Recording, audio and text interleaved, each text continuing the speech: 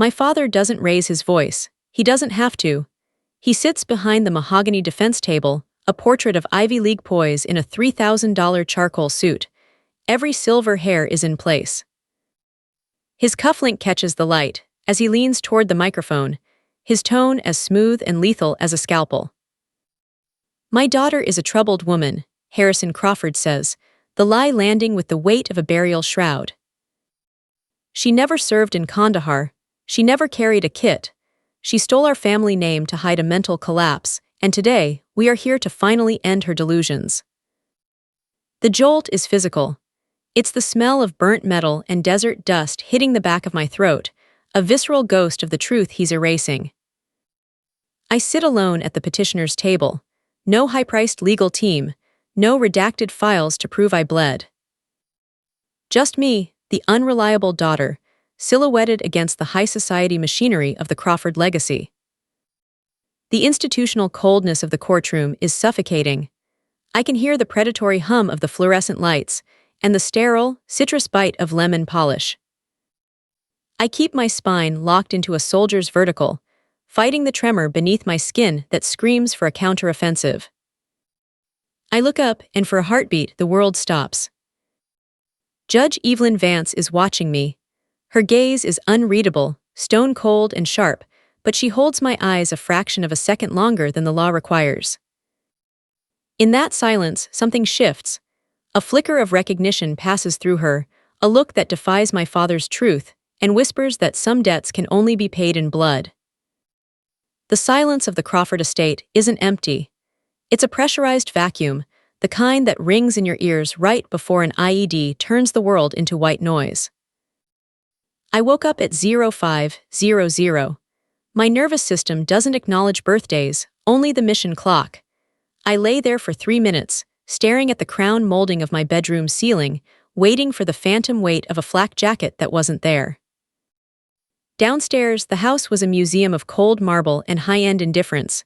No smell of coffee, no voices, just the sterile, citrus bite of lemon polish, the scent of a home that pays people to hide the dirt. I found the note on the kitchen island. We'll celebrate when we get back. Don't make this a big thing. Love, Mom and Dad. Leaning against a small gift bag was a white envelope. My name was written in my mother's calligraphic script, the one she used for gala invitations and social checklists. I opened the bag. Inside was a vanilla candle, $25. The orange clearance sticker was still stuck to the glass, a jagged little badge of an afterthought. I stood there, barefoot on the quartz, holding that candle like a piece of cold shrapnel. For a heartbeat, I waited. I scanned the corners of the room, looking for the telltale shimmer of a trap. Maybe the pantry door would fly open. Maybe Julian would jump out with a camera, and my father, Harrison, would clap me on the shoulder and tell me I'd been got. The laughter never came. My phone buzzed. Instagram. Julian had posted a story. The screen exploded in high-definition turquoise, a luxury resort balcony in the Maldives. My mother was laughing behind oversized designer shades, her skin glowing with the kind of tan you can't buy at a clinic. My father was raising a glass of aged scotch toward a horizon that looked like silk. Julian was grinning, his teeth white and perfect, the effortless heir to a throne built on shadows. The caption, "Best family birthday trip ever." Family, I whispered. The word tasted like copper. I didn't cry. Crying is a secondary response. Medics prioritize. You stop the bleed, you clear the airway, you survive. I sat at the table and scrolled through the digital record of my own erasure. Julian in the airport lounge, wearing a watch that cost more than my annual salary. My parents on a private yacht. My mother's comment, "So grateful for time with our favorite people." The validation gap opened up beneath me, deep and jagged. I looked down at the island and saw the small bones of my father's expectations. Beside the clearance candle lay a stack of unpaid utility envelopes. On top, a yellow sticky note in my father's bold, executive hand. "Penelope, handle these. Your father forgot." Even while they were drinking scotch by the Indian Ocean, I was the one expected to keep the lights on. I was the soldier's stoicism they banked on. The daughter who didn't complain. The daughter who absorbed the shocks so the rest of them could keep floating. I touched the envelopes, then I touched the clearance sticker. My pulse, usually a steady 60, began to climb. I felt the phantom weight of my M9 trauma kit on my shoulder. I wasn't just Penelope Crawford, the unpaid assistant. I was a veteran of a war they refused to name. I thought back to the courtroom, to the smell of my father's expensive cologne, as he called me troubled in front of Judge Vance. Suddenly a memory flickered, a sharp, violent intrusion. Kandahar, 2018, the smell of burnt metal. It was the same smell as the engine of a luxury car when it's been pushed too hard. The same smell as the documents my father shredded while I watched from the hallway. I looked at the notice of deposition tucked under the utility bills. It was dated from that same year, 2018. I didn't call them, I didn't text Julian, I didn't beg to be seen. I walked to the kitchen junk drawer and pulled out a black permanent marker. I didn't write a happy birthday note to myself. I picked up the vanilla candle and blacked out the clearance sticker until it was a solid, dark void. The spring was coiling. I reached into the pocket of my robe and felt the notched brass challenge coin, 709er. The man I saved that night in the dust had given me his truth. My father had spent 6 years trying to delete it. I looked at the favorite people on my screen one last time. Then I set the phone face down on the marble. "The lights are staying off, Harrison," I said to the empty room. I didn't need a lawyer, I didn't need a gala. I needed the mission. And for the first time since I came home, the target was clear. I was going to find the man who gave me that coin, and I was going to show my father exactly what happens when you leave a soldier behind with the evidence. The transition from the cold, white marble of the Crawford estate to the raw, copper-scented reality of the clinic was the only thing that kept the tremors in my hands from becoming visible. By 0800, I was in the triage room. The air here was heavy with industrial disinfectant and the stale residue of old blood. It was honest. You could see the entry wound. You could map the trajectory of the damage. I was restocking my M9 trauma bag. My fingers moved with the muscle memory of 3-tour gauze, tourniquet, hemostat. Every piece of equipment had a home. "You're early, Crawford." Dr. Eris Thorne leaned against the doorframe. He was a man who had seen the same dirt I had. He didn't look at me with the practiced pity my mother used, or the disappointment my father favored. He looked at me with the eyes of a commanding officer checking for a fracture in the line. "I didn't sleep," I said. My voice was a flat, low hum, tactical. "Your hands are too tight on those bandages," Eris noted, walking toward the counter. "What happened?" I didn't answer. I reached into my bag and pulled out the clearance candle. I set it on the stainless steel. Next to it, I placed the 2018 notice of deposition I'd pulled from Harrison's administrative debris. "My family went to the Maldives," I said. "I stayed to pay the electric bill." Eris picked up the 2018 notice. His eyes narrowed. This was the wild card seed, the paper trail linking the Crawford legal empire to a rescue mission in Kandahar that officially didn't exist. "Harrison is still burying the 709er file," Eris muttered. He looked at me, really looking at me. "Penelope, this isn't just favoritism. This is a system. They aren't forgetting you because they're busy. They're erasing you because you're the only one who knows where the bodies are buried." The compressed spring in my chest tightened. I thought about the $650 I'd transferred every month to keep Julian's life from falling apart. I thought about the soldier's stoicism Harrison used as a leash. "I thought I was being the strong one," I said.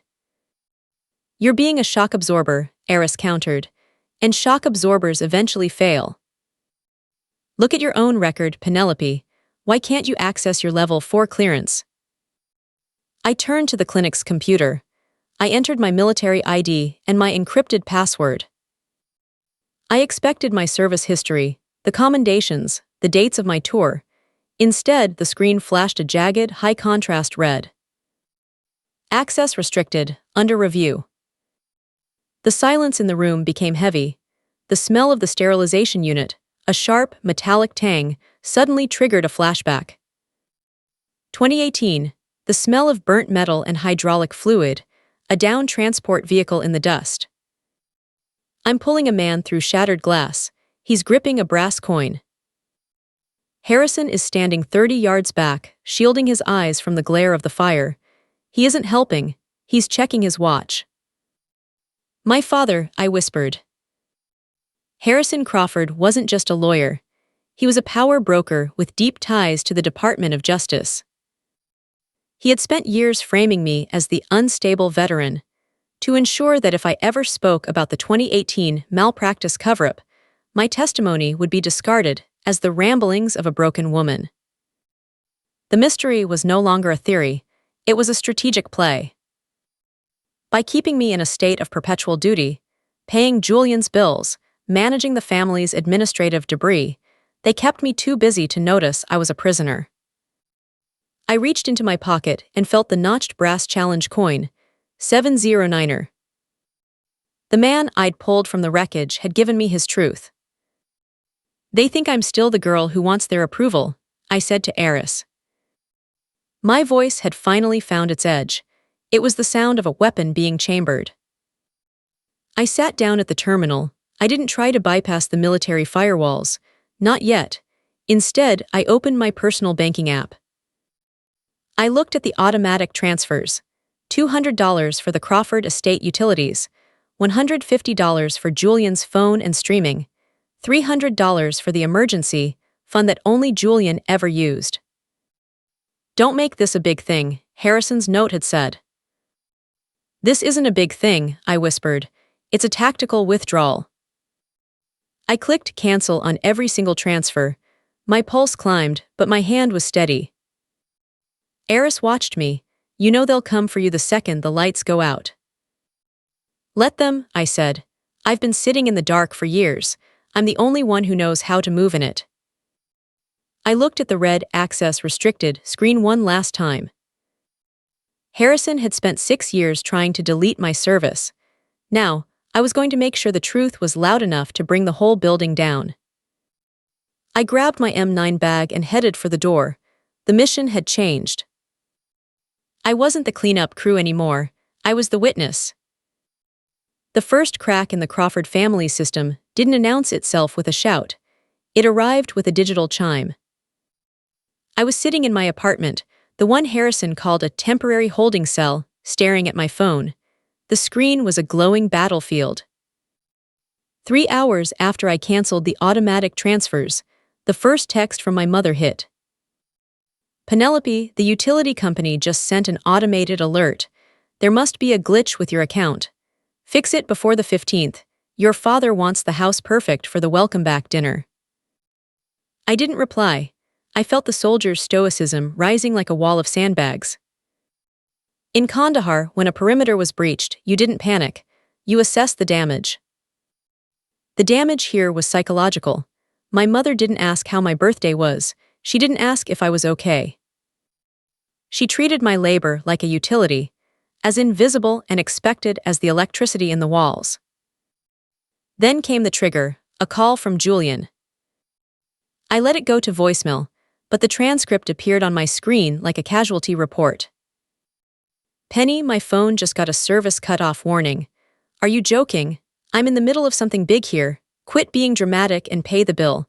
I'll Venmo you when I'm back. When I'm back, I whispered. He had been coming back to his responsibilities for 27 years. I stood up and walked to the hallway mirror.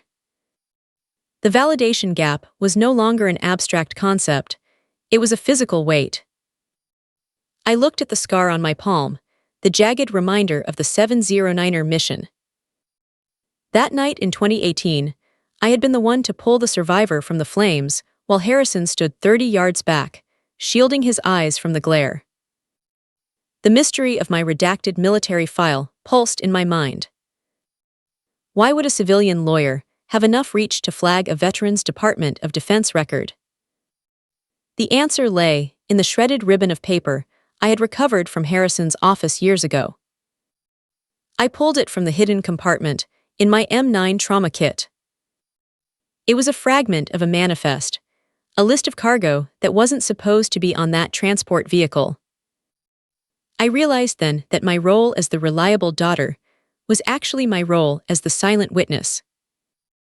As long as I was busy paying Julian's bills and handling Harrison's administrative debris, I wouldn't have the time to look too closely at the 2018 manifest. I grabbed my camera, a heavy mechanical 35 Nikon. I began to document the small bones of my rebellion. I photographed the clearance candle sitting next to the notice of deposition. The artificial vanilla scent of the wax felt like a suffocating cloud. I was no longer just Penelope Crawford. I was a forensic investigator of my own life. The confrontation happened on a Thursday evening, 2 days before the Crawfords were scheduled to return from the Maldives. Except they didn't wait. The cancellation of the funds had been the flare that signaled the end of my obedience, and Harrison Crawford didn't tolerate flares in his airspace. I was at the clinic, late into a shift, when the heavy glass doors swung open. Harrison didn't walk, he marched.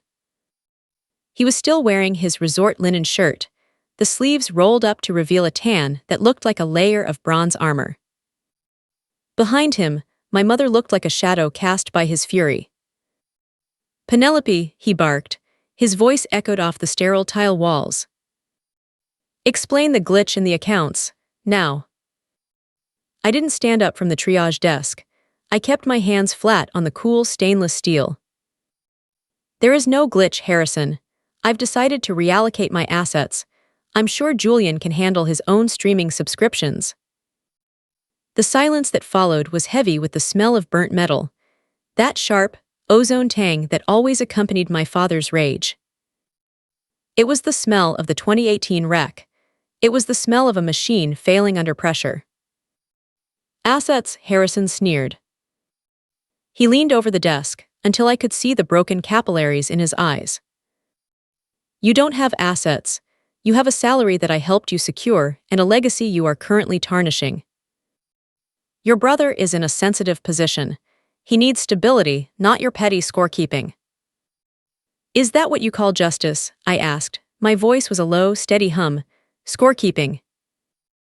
"Justice is protecting the family name," Harrison countered. "Julian is facing a complication at his firm, a misunderstanding regarding a client's deposit. I need you to come to the estate tonight. We need a timeline of his mental health struggles over the last 6 months. You have the medical credentials. You can make it look professional." The debt of justice hit me then. He wasn't just asking for a favor. He was asking me to perjure my professional license, to save the Golden Boy from a criminal embezzlement charge. He wanted me to be the cleanup crew one last time. "No," I said. It was a small word. It felt like a door slamming shut in a windstorm. Harrison's face went from bronze to a deep, dangerous red. "You would turn your back on your brother, after everything we've done to accommodate your condition." He meant my service. He meant the PTSD he used as a leash. "I'm not turning my back," I said, standing up. I shouldered my trauma bag. "I'm just stepping out of the way so Julian can finally hit the ground. Maybe the impact will wake him up." As they left, my mother lingered for a second. She didn't look at me. She looked at my trauma kit. "You always were the difficult one, Penelope," she whispered. "Why can't you just be useful?" I watched them walk out into the rain. The validation gap was now a canyon. I reached into my pocket and gripped the notched brass coin. I knew what I had to do. I wasn't going to the estate to help with a timeline. I was going to use my camera to document the architecture of neglect in that house, and then I was going to find the man who gave me this coin. The spring was fully compressed. It was time for the release. The air inside Harrison's study was thick with the scent of expensive cedar and the stale residue of desperation. It was a room designed for power, but tonight it felt like a bunker. I stood by the mahogany bookshelf, my fingers tracing the spine of a medical ethics manual. The irony was a physical weight in my chest. Julian sat in the oversized leather wingback chair, his head buried in his hands. He looked small. For the first time in my life, the golden boy looked like lead. My father paced the perimeter. He moved like a predator measuring the cage. 50,000, Penelope, Harrison said.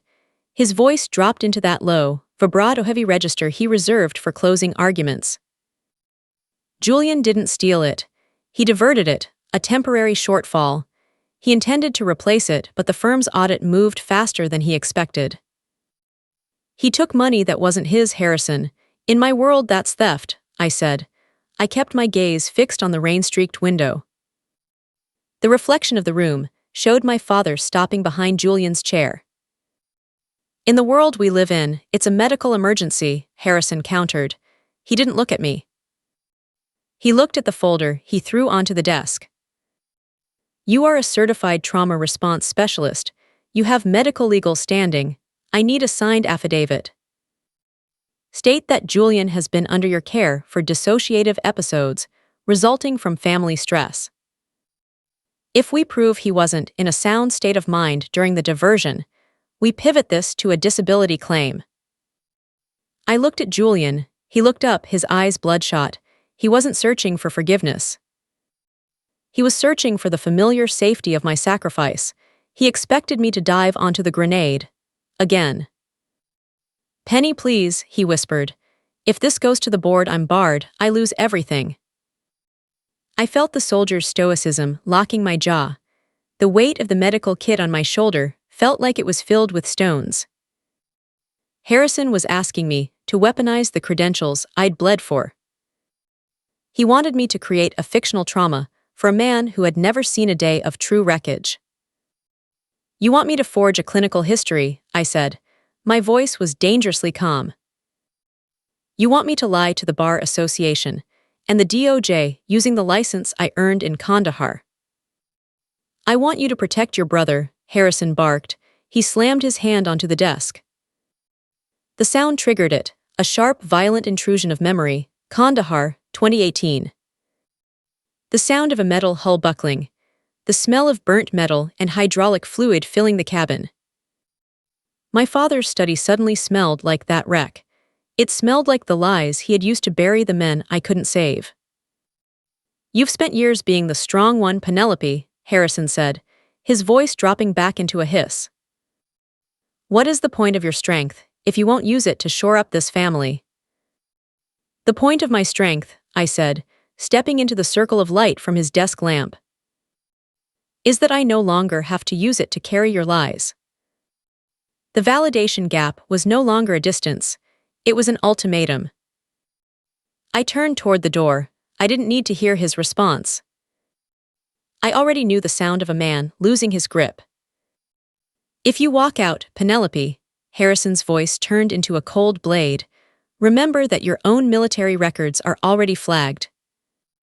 One word from me to the board about your instability, and your precious license is gone anyway. You're already in the trap, you might as well help us close it. I didn't stop, I didn't turn back. I walked out of the study and into the hallway, the sound of my boots on the marble sounding like a slow, steady drum beat. He thought he'd cornered me. He thought the redacted files were his leverage. He didn't know I had the camera. He didn't know I was already documenting the architecture of his collapse. I left the estate and drove straight to the Community Arts Center. The rain was coming down in sheets, blurring the world into shades of gray. I needed the darkroom. I needed the chemicals. I needed to see the truth materialize in the amber light. I spent the next 6 hours submerged in the scent of acetic acid. I moved with the precision of a medic debrighting a wound. I was developing the film I'd shot over the last week. The clearance candle, the unpaid bills, the empty chair at my birthday table. As the images began to bloom in the chemical bath, I saw it. A detail I'd missed in the moment. Tucked into the side pocket of Harrison's leather briefcase in one of the shots was a manila folder. I could see the handwritten code on the tab. 709 Alpha. My heart hammered against my ribs. 709er, the code from the notched brass coin. Harrison wasn't just trying to save Julian. He was using Julian's crisis as a distraction to bury the 2018 malpractice connection once and for all. If I was busy defending Julian, I wouldn't be looking into why my own service history was being erased. The darkroom door creaked. I froze. My hand hovered over the tray of fixer. "You found it, didn't you?" It was Eris Thorne. He stood in the doorway, his silhouette framed by the dim light of the hallway. He looked at the prints hanging from the wire, then at the image of the folder on the desk. "He's been forging my signature for years, Eris," I said. My voice was hard. "Not just on Julian's bills. He's built a paper trail that makes it look like I've been treating Julian for years. If I don't sign that affidavit, he'll release the records he already forged. He'll make it look like I'm the one committing fraud." "He's cornered you," Eris said, stepping closer, "but he forgot one thing." "What's that?" "A cornered medic knows exactly where to cut." I looked at the print of the 709 Alpha folder. The wild card was in play. Harrison thought he had the only copy of the truth. He didn't know I had the coin. He didn't know I had the photos. And he didn't know that for a Crawford, the only thing more dangerous than a lie is a daughter who has stopped caring about the cost of the truth. The darkroom is the only place where the world makes sense. It is a windowless sanctuary of acetic acid and silver nitrate. Here the shadows don't hide the truth, they create it. I moved through the red amber glow, my hands operating on muscle memory. Develop, stop, fix, wash. The rhythm was clinical. It was the same tempo I used when debriding a deep tissue wound in the field. You don't think about the pain. You focus on the margins. You clear the debris until you find what's real. I was developing the film I'd shot over the last 72 hours. The small bones of the Crawford legacy. I watched the images bloom on the submerged paper, like bruises, rising to the surface of skin. There was the clearance candle, its cheap wax looking like a discarded organ under the macro lens. There were the utility bills, stacked like a deck of cards I'd been forced to play. Then, the redacted lines of my service record, black bars of ink that Harrison had used to cage my history. As I hung the prints to dry, a specific frame stopped my breath. It was a wide shot of my father's study, taken from the shadows of the hallway before I left. In the high-contrast grain of the 35 film, the silver toaster in the background acted as a distorted mirror. In its reflection, I could see Harrison's leather briefcase. It was open on the desk. Tucked into the side pocket was a manila folder. The serial number was legible, etched in his sharp, executive hand. 709 Alpha. My heart hammered against my ribs, a hollow drumming that echoed the rhythm of a Chinook rotor. 709er, the code from the notched brass coin. The mystery wasn't just a family feud, it was a cover-up. Harrison wasn't just trying to save Julian from an embezzlement charge. He was using Julian's disaster as a smoke screen. If I was occupied defending my brother's mental health, I wouldn't have the bandwidth to ask why my military files were flagged. I pulled a print from the wash. It was a shot of the 2018 Notice of Deposition. I stared at the date. I closed my eyes and the sensory trigger hit me like a physical blow. Kandahar, 2018. The smell of burnt metal and hydraulic fluid. The air is so hot it tastes like copper. I'm pinned under the dashboard of the transport vehicle, my fingers slick with someone else's blood, trying to reach a pulse that isn't there. Harrison is standing outside the wreckage. He isn't reaching in, he's holding a phone. He's talking to a client while the world screams. The smell of the darkroom chemicals shifted, becoming that acrid, metallic tang of the wreck. My father didn't just manage the 2018 malpractice suit. He orchestrated the erasure of the men in that vehicle to protect a corporate donor. And he had used my instability as the primary shredder. The darkroom door creaked open. I didn't reach for my weapon, I don't carry one anymore, but I shifted my weight to my heels. Eris Thorne stepped into the amber light. He didn't say a word at first. He just walked to the line of drying prints, his eyes scanning the forensic evidence of my life. He stopped at the reflection of the 709 Alpha folder. "He's been forging my signature, Eris," I said. My voice was a low, tactical rasp. "Not just on the bills. He's built a paper trail of treatment records for Julian. If I don't sign that affidavit, he'll release them. He'll make it look like I'm the one committing medical fraud. He'll take my license before I can take his reputation." "He's cornered you," Eris said. He reached out and touched the print of the notched coin. "He's playing a legal game. He thinks you're still playing by the rules of a daughter." "I stopped being his daughter the second he left that clearance candle on the counter," I said. "Then stop fighting him in the courtroom," Eris countered. "Fight him in the dirt. That's where he's weakest. He's never had to bleed for a win, you have." I looked at the prints. The architecture of neglect was complete. Harrison had spent 24 years building a cage out of my reliability. He thought the redacted files were his leverage. He didn't know I had the audio recorder. He didn't know I had the coin. And he didn't know that a medic who has seen the worst of humanity doesn't fear a man in a charcoal suit. "I'm not signing his papers," I said. I grabbed my M9 bag and began packing the wet prints into a light-proof canister. "What are you going to do?" "I'm going to finish the mission," I said. "He wants a timeline of Julian's struggles. I'll give him one. But it's going to start in 2018, and it's going to end with the truth about what happened to the men in that transport." I walked out of the darkroom, leaving the amber light behind. The compressed spring was vibrating now, the tension so high it was almost audible. Harrison Crawford thought he had erased Penelope. He was about to find out that you can't delete a soldier, you can only force them to go loud. The air in my apartment felt heavy, saturated with the sharp tang of photographic chemicals and the stale residue of cold coffee. I was sitting on the floor, my back against the radiator, the M9 trauma bag open between my legs. I was checking the inventory. Tourniquet, Celox, compressed gauze. My fingers moved with a twitchy, mechanical rhythm. I wasn't preparing for a shift at the clinic. I was preparing for a breach. The door didn't just open, it buckled. The sound of the deadbolt shearing off the frame was a gunshot in the small room. I didn't jump, I didn't scream. I just shifted my weight to the balls of my feet, my hand hovering near the heavy shears in my kit. Harrison pushed his way inside. He didn't look at me. He looked through the room, his eyes scanning for filth, for weakness, for anything he could use as leverage.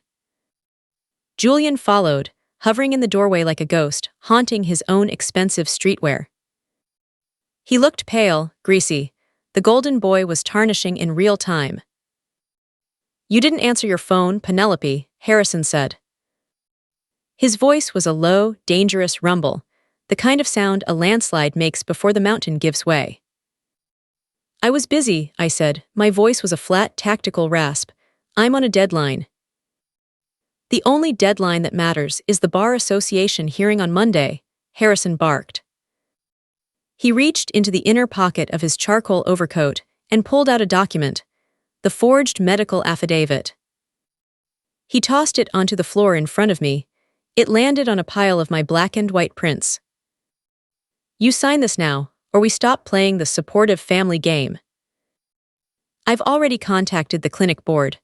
I told them your service-related episodes are becoming a functional liability. If you don't cooperate, you won't have a job to go back to on Tuesday." I looked at the paper, then I looked at Julian. He was staring at my vintage Nikon on the table, his eyes darting like he wanted to smash it.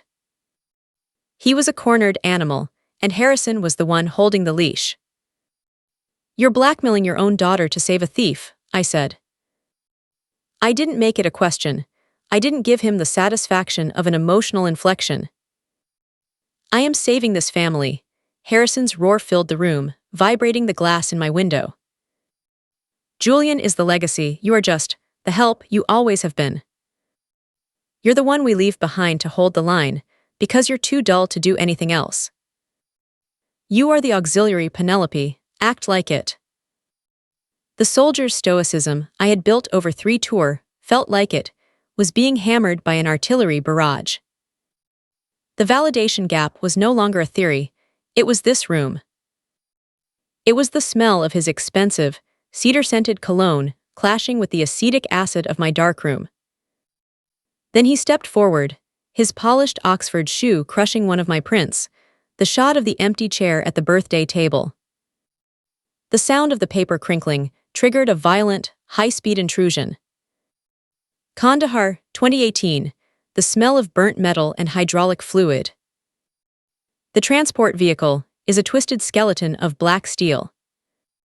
I am trying to reach the driver, but the heat is melting the plastic of my gloves. Harrison is standing 30 yards back, silhouetted against the desert sun. He isn't moving, he's looking at his watch. He's calculating the cost of the lives, inside versus the cost of the headlines.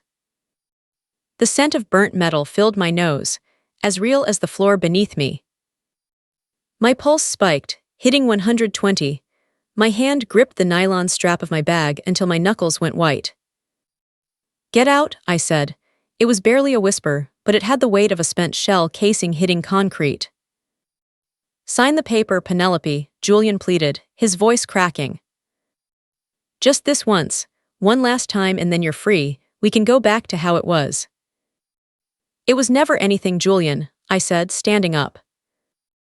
I was a head shorter than Harrison, but I felt like I was looking down on him. "You're in a cage. You're just too in love with the bars to notice the lock is already broken." Harrison's eyes turned into cold, predatory slits. He realized the blackmail wasn't working. He realized the auxiliary had gone rogue. "Remember this moment on Monday," Harrison said, his voice dropping into a lethal, quiet hiss.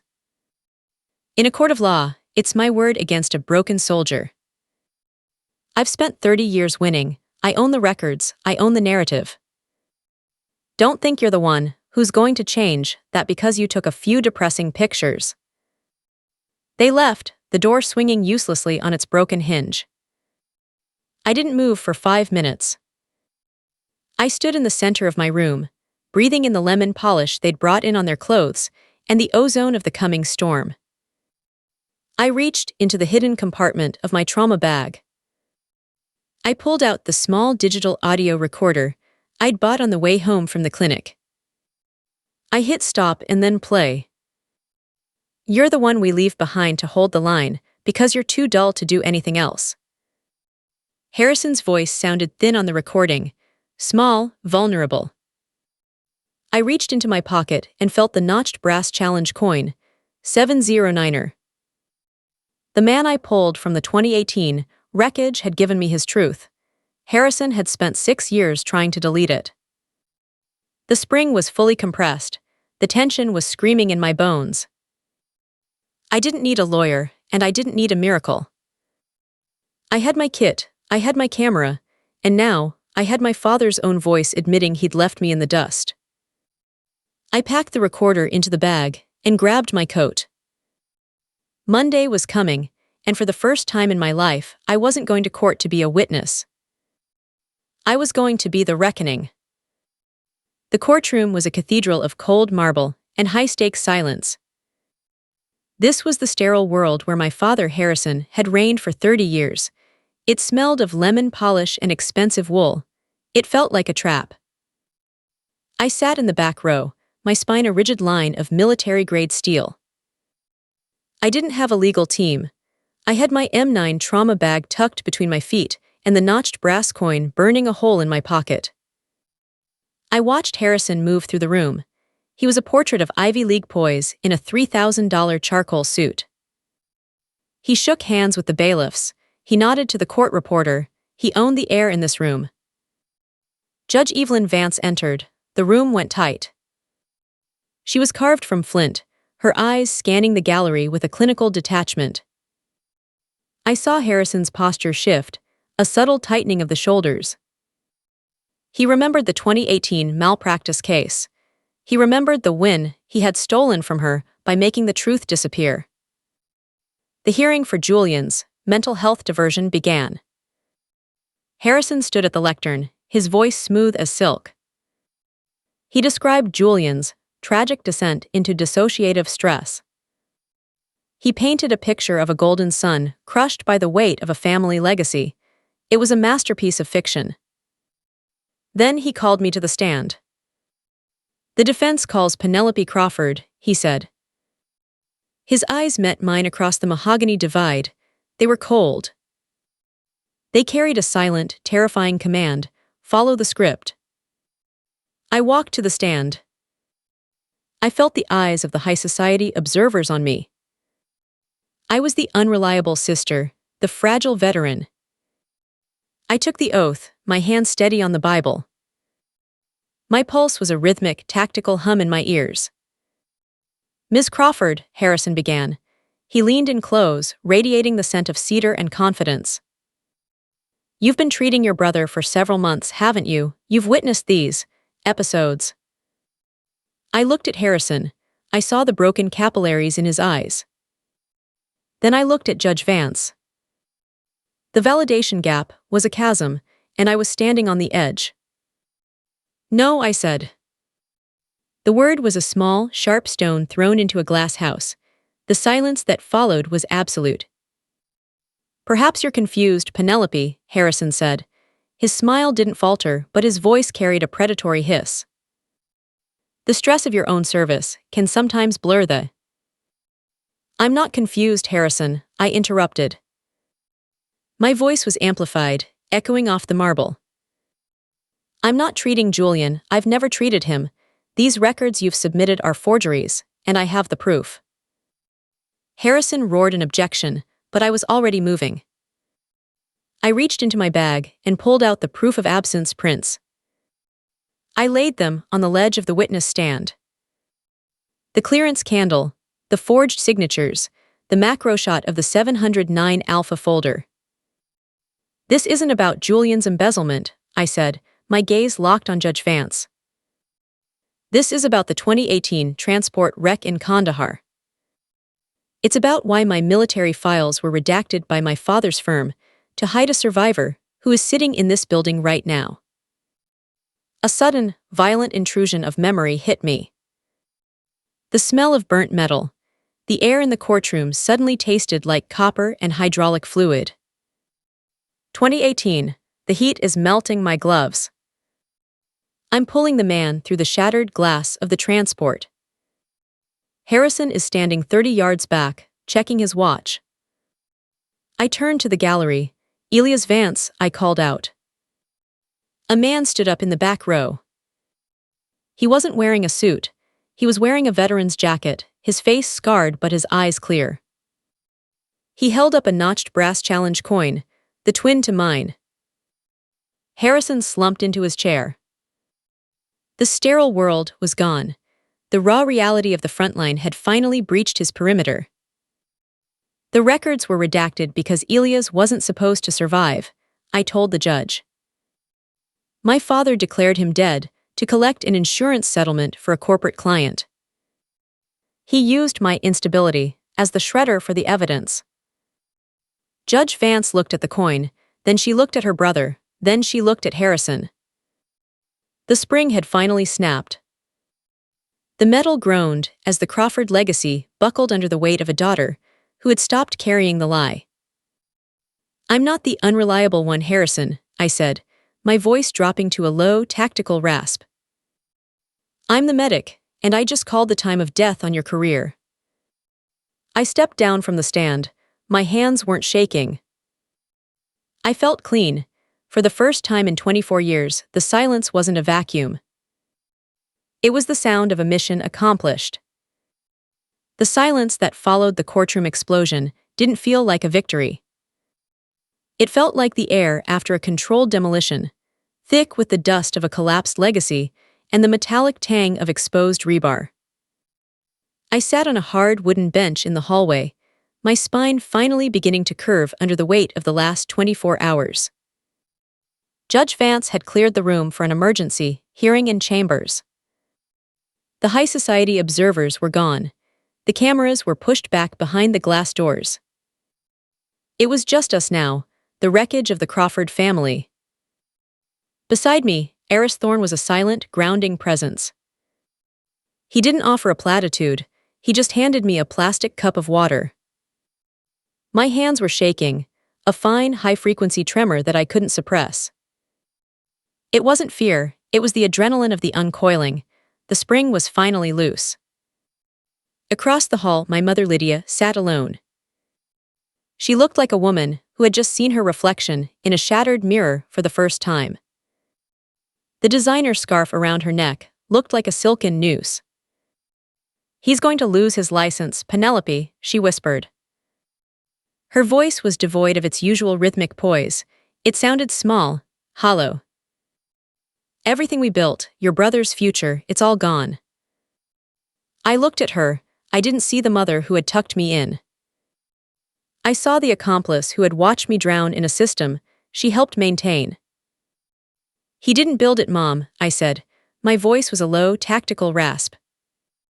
"He stole it. He stole it from the victims of that 2018 crash. And he stole it from me every time he used my service as a shield for his crimes." The heavy oak doors of the chambers opened. Harrison walked out. He wasn't the king of the courtroom anymore. He looked smaller. The $3,000 charcoal suit hung off shoulders that had finally buckled. He didn't look at Julian, who was being led away in handcuffs by 2 bailiffs. He walked straight toward me. The smell hit me first, cedar and expensive scotch, clashing with the sterile, citrus bite of the courthouse floor wax. It triggered a flash, a jagged, violent intrusion. Kandahar, 2018, the smell of burnt metal and hydraulic fluid. The transport vehicle is a blackened skeleton. Harrison is standing on the edge of the blast site, checking his watch while I'm screaming for a medevac that he already canceled. "You think you've won," Harrison said. His voice was a dry rasp, the sound of dead leaves on a sidewalk. "But you've just traded a family for a headline. Who's going to catch you now, Penelope? Who's going to pay for your condition when the world finds out how difficult you really are?" I stood up. I didn't need to be tall to look down on him. "I'm not a liability to be managed, Harrison," I said. "I'm a soldier who survived you. And as for who's going to catch me, I've been standing on my own 2 feet while I was carrying all of you. I think I'll be just fine." He flinched, a minute twitch of the jaw. It was the first time I'd ever seen him fail to control the room. The settlement was swift and brutal. Julian, stripped of the Crawford protection, was forced into a mandatory repayment program. A plea deal, 5 years of probation, and a permanent record that no Ivy League degree could erase. Harrison was placed under immediate investigation by the Bar Association. The architecture of neglect had been exposed, and the foundation was too rotten to salvage. I walked out of the courthouse and into the rain. The air was cold, but it felt clean. The smell of wet asphalt didn't trigger me today. It just felt like the world was being washed. I reached into the pocket of my coat and felt the notched brass challenge coin. I held it tight until the edges bit into my palm. The debt was paid. I wasn't the unpaid assistant anymore. I wasn't the cleanup crew. I was Penelope Crawford. And for the first time in my life, I didn't need anyone's permission to exist. The morning of my 25th birthday didn't start with a vacuum. It started with the sound of my own breath and the steady, rhythmic hum of a life I finally owned. I woke up at 0500. The habit is permanent now, but the dread is gone. My apartment is small, but the air is different here. It smells of real coffee, cedarwood, and the sharp, honest tang of developing fluid. I walked into the kitchen, my kitchen, and looked at the counter. No white envelope, no sticky note from a father who forgot, no clearance candle. Instead, there was a single framed photograph I'd taken. It was a macro shot of the notched brass challenge coin resting on a bed of sterile gauze. The light caught the jagged edge, the one that had cut through 30 years of Crawford lies. My phone buzzed, a text from Julian. Happy birthday, Penny. No excuses this year. I'm 6 months into the warehouse job. It's hard, it's boring, but it's mine. Hope you're good. I stared at the screen for a long time. For the first time, Julian didn't sound like a golden boy in distress. He sounded like a man. I didn't reply immediately. I didn't rush to fix his loneliness or validate his effort. I just set the phone down and drank my coffee. The validation gap had finally closed, not because they changed, but because I stopped standing on the other side of the canyon waiting for them to bridge it. By 0900, I was at the clinic. Eris Thorne handed me a new set of credentials. My medical legal license had been fully restored. Better than that, it had been elevated. I was now a formal consultant for the Veteran Affairs Board. I spent the morning reviewing files for soldiers whose stories had been buried by men like Harrison. One file caught my eye, a casualty report from 2018. The smell of burnt metal flickered in the back of my mind, a ghost of the transport wreckage, but it didn't pull me under. I recognized the scent, acknowledged the weight, and kept working. I wasn't the fragile veteran anymore. I was the architect of the record. Later that afternoon, I walked into the Community Art Center for the closing night of my exhibition, Proof of Absence. The gallery was flooded with natural light. It was a cathedral of hard truths. I watched strangers stand in front of the photo of the empty chair at my 24th birthday table. I watched them lean in to see the clearance sticker I'd blacked out with a marker. They weren't looking at drama. They were looking at the evidence of a life used as a shock absorber. Eris found me standing near the exit. He looked at the final print in the series, a self-portrait I'd titled Present. You finally stopped holding the line for them, Crawford, he said. He didn't smile, but his eyes were proud. How does it feel? It feels light, I said. It was the only word that fit. That evening, I sat in a booth at a local diner with Charles and a few medics from the clinic. The air smelled of grease and rain. It was loud, it was messy, it was real.